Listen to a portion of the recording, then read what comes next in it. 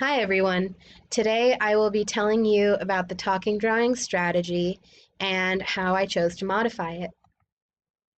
So here's an overview of its current uses and some of the history behind this activity. So typically you will see talking drawings used for English language arts lessons, and it's most frequently used to measure reading comprehension. However, you can also modify it to address multiple subject areas, introduce new information, or even as a review activity. And this quote right here comes from an article on the activity itself. And the quote really brings attention to the peer collaboration aspects of this. Students really benefit from collaborating with their peers and seeing the different perspectives that are present with something like this. So it's pretty profound in that way. Students can apply both self-reflection and reflect on others' understandings as well. First, students would be asked to draw a picture to represent their pre-reading knowledge, and then the students will read a story that directly relates to the image they were asked to draw. So it's important to pick a really strong text for this, with a lot of good visual examples for them. Students will then draw another picture after reading to summarize what they learned. So there's going to be differences between the pictures, and drawing number 2 will have a lot more detail, which is going to demonstrate their comprehension of the text. So the things that they add in drawing 2 are the things that they pulled from the text itself. And finally, students will identify any differences that they notice and write a reflection statement. So this will just help them look at their work, identify what changes they made, and what they learned. So here's a good example. For this, students were asked to draw a Tasmanian devil. On the left here, you can see these are the pre-reading drawings, so they're very simple, they're lacking a lot of detail, and they're not necessarily accurate, but students were able to rely on any prior knowledge they had about the animal. And then over here, they were given the same prompt again, but they had read an article about Tasmanian devils. And you can see there's a lot more detail here with these post-reading drawings. So this student was even able to label ears, eyes, nose, mouth. They even told us how much the animal weighs. So you can see that this student learned a lot from the text. And it's even more anatomically accurate as well. So the background information, this really promotes literacy development in our students, and again, it measures reading comprehension. So students have an opportunity to reflect on their own understanding and personal growth. And it's also a great way to include more differentiation in your lesson. So this is a really hands-on activity with a fun, creative visual product. And visual or artistic modalities are really useful accommodations for students with intellectual disability, severe disability, or English language learners. All of these groups of students really enjoy working with art supplies and benefit from visual aids. So this strategy can be easily modified to support students, any group of students that you may be working with. So here's an example that I created. I included some example pictures here as well so you can see. Students would receive a blank copy of this graphic organizer. And the prompt that I chose was draw a polar bear in its natural environment. And you can see the student did that. However, the background is lacking some detail. It's not necessarily accurate. And then I would have students read a nonfiction text about polar bears and talk about how climate change impacts their habitat. So here's a link to the article that I would use, and it has a lot of great pictures. And then I would have them draw it again. So the prompt is the same, draw a polar bear in its natural environment. And you can see this second image has a lot more detail. The background itself is much more accurate. And the student was even able to incorporate, for example, the word save there in the ice definitely reflects the theme of conservation efforts as well as the seriousness of the situation. Their polar bear looks pretty stranded there.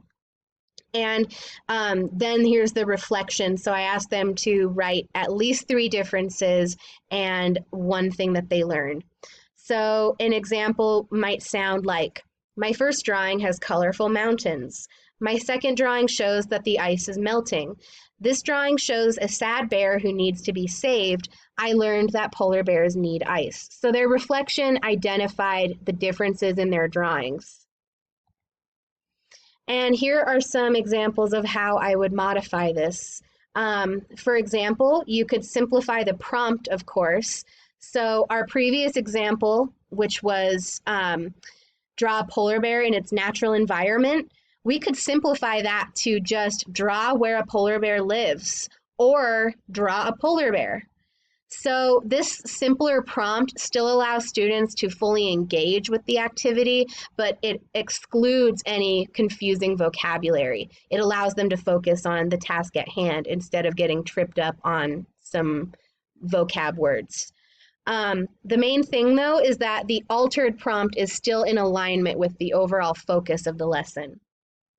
You could also simplify the reflection portion if needed. Students might only need to write 1 or 2 sentences for this part instead of 3 or 4. Also, if preferred, the students could give their answers verbally or orally to the teacher. And I would grade them with full participation and credit for that. Or they can use any speech-to-text technology that they're working with as well.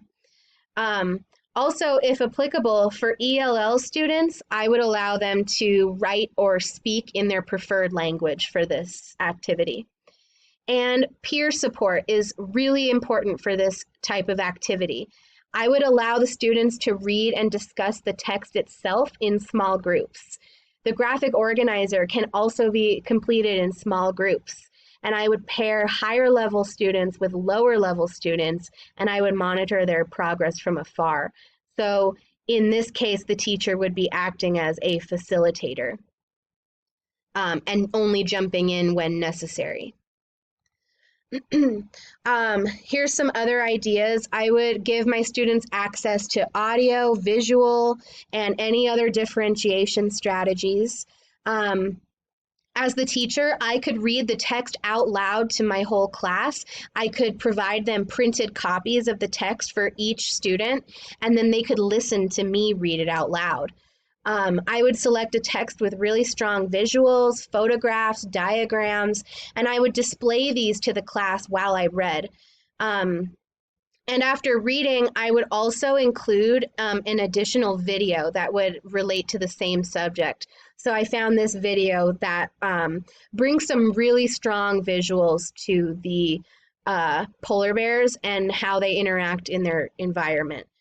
And the video is in English, but for this, I was more focused on the visual elements rather than the language connection. For this, I could also provide specialized copies of the text and the assignment itself. I'd be using larger font. I would translate all of the text into their preferred language, any directions, of course. And I would highlight and underline key words and important parts of the text for them. So creating that really strong structure for them as a guide. And of course, the student would have this throughout the activity to refer to. My directions and transitions could be modified. I would probably provide the student with a checklist for each step of the activity to help with time management. I would also include this activity on their daily schedule. I know a lot of students with severe disability or intellectual disability have a printed copy of their daily schedule, and so I would include this on our daily schedule for that student. And reviewing all of the directions, of course, checking for understanding at each step, stating my goals and objectives, and making sure that the student knows what is expected from them. All of the student directions will be posted around the classroom in whatever language is necessary, so English and any other language present. And really, I will be relying on my daily routines that I've already established with students. And the last idea that I had was to label all of the art supplies and materials that they may use. So this would include labels in English and all other languages that are present in the classroom, any materials. This will help them be able to gather the materials independently. And a lot of these modifications I just mentioned would be done in a physical classroom space. So these are some examples of what you might see in my own classroom. These are a great example of the labels I might include, although these do not have the Spanish vocabulary word translated on here.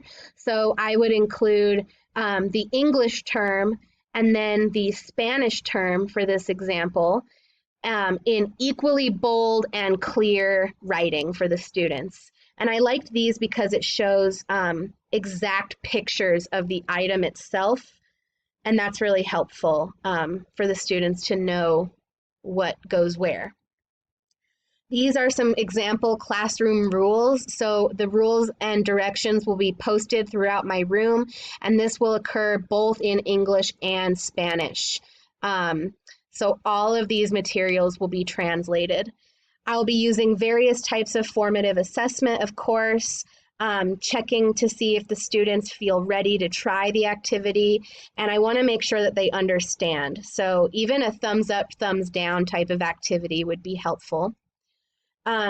Over here we have some examples of collaboration. This is a peer-led group, a student-led group that doesn't involve the teacher. So they are working amongst themselves to complete this activity. But this one also shows the teacher being involved as well. So I might include a combination of these approaches in my lesson. And again, just translating everything for the students and providing clear posted expectations. And here's an example of the activity itself with the modifications. So the prompts and directions are all written in Spanish, and the drawing prompt and reflection are slightly simplified. So for this, instead of asking them, draw a polar bear in its natural environment, I simply asked them, draw a polar bear in Spanish. And for the reflection, I only asked for one difference that they noticed and one thing that they learned. So a little bit less modified workload there. But the students will be reflecting on the exact same concepts that we learned. It's just maybe more of an appropriate workload. The text itself will be translated and printed for the child, and I will ahead of time go in and highlight and underline key information. I also did that in the instructions here by highlighting and underlining important words. And for this, I also included the video we would watch. So not only are we reading the article, we would also be watching a video. And so this strategy is really great for supporting students. I modified this for any students who are culturally and linguistically diverse, or any students who have a severe disability or intellectual disability. And all of these modification ideas that I had would help support students, especially one who speaks English as a second language. This talking drawing strategy, I really love it because it provides so many entry points for all types of learners. And it really promotes positive interactions with our peers during the group work that we do. So all of the workload has been adjusted appropriately, and my differentiation strategies are included for content, process, and product. And essentially, there's multiple layers of support for the students to ensure their success. So in closure, any student would be able to fully and deeply participate in this. It supports their language development, literacy, and reading comprehension, and their social skills. And these are my references here. Thanks, guys.